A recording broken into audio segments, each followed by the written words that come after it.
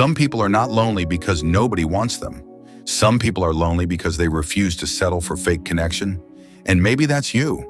Maybe you've wondered, why do I have so few friends? Is something wrong with me? Am I too quiet? Too different? Too hard to understand?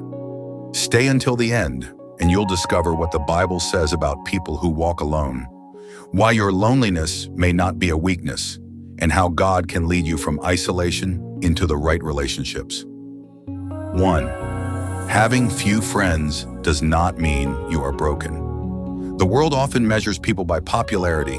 How many people text you? How many people invite you? How many people know your name? But God does not measure your life by your social circle.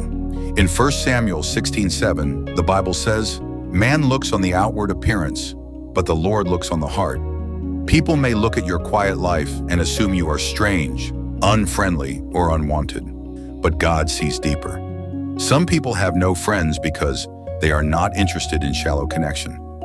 They do not want relationships built on gossip, performance, pretending, or convenience.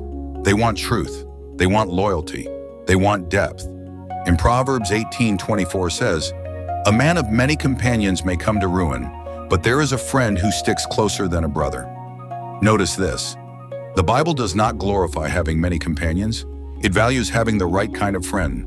So don't despise your small circle. Sometimes God protects you from crowds that would have poisoned your spirit. 2. Deep people struggle with shallow environments. Some people feel alone because their inner world is deeper than the conversations around them. They think deeply. They feel deeply. They notice what others ignore. They sense when people are not being genuine. And because of that, surface-level friendships can feel exhausting. This does not mean you are proud. It may mean your soul is hungry for something real. Jesus himself was surrounded by crowds, but he was not impressed by crowds. Luke 5:16 says, Jesus often withdrew to lonely places and prayed. Even Jesus needed silence. Even Jesus stepped away from noise. Even Jesus knew that being surrounded by people is not the same as being truly known. So if you need quiet to recover, pray, think, and breathe, do not let the world shame you for that. Silence is not always emptiness. Sometimes silence is where God restores your soul. Psalm 46:10 says, "Be still and know that I am God." Some of the deepest healing happens when nobody else is around. 3. Your past may have made you careful.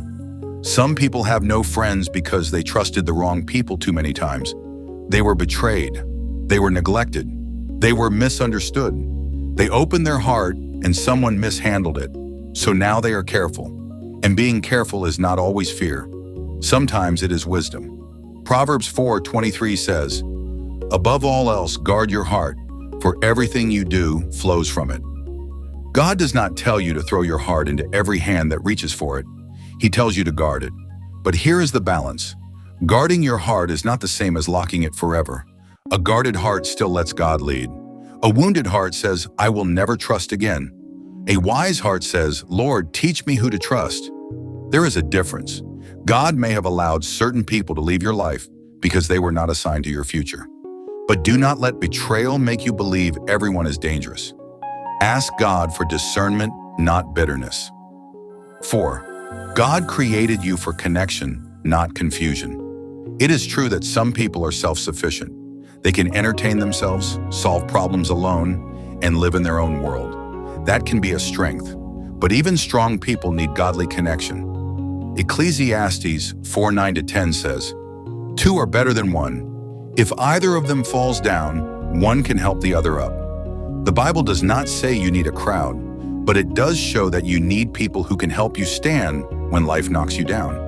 You may not need many friends, but you do need the right ones, people who pray for you, people who tell you the truth, people who do not drain your spirit, people who help you become more like Christ.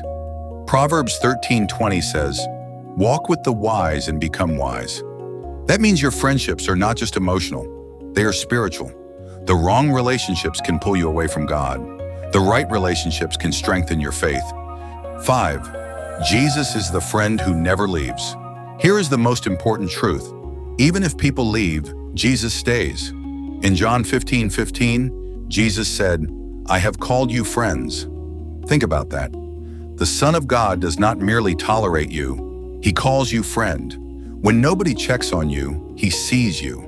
When nobody understands your silence, he hears your heart. When nobody invites you, he welcomes you. When people make you feel forgotten, God says in Isaiah 43:1, I have called you by name, you are mine. You are not invisible. You are not unwanted. You are not too complicated for God to love. Maybe you are not friendless because you are unlikable. Maybe you are in a season where God is teaching you the difference between attention and affection, between company and covenant, between noise and true connection. So if you have few friends, do not curse your season. Use it. Pray more deeply. Heal honestly. Grow quietly. Ask God to make you whole, not just surrounded. And when God sends the right people, do not push them away because the wrong people hurt you. Let God rebuild your trust with wisdom. You do not need everyone. You need God first. And then in His time, you need the people He has chosen to walk with you. So today, take one step. Pray this simple prayer. Lord, heal my heart. Remove the wrong people. Send the right people. And while I wait, teach me to find my deepest friendship in you. Because sometimes the deepest minds walk alone for a season, but with God, they are never truly alone.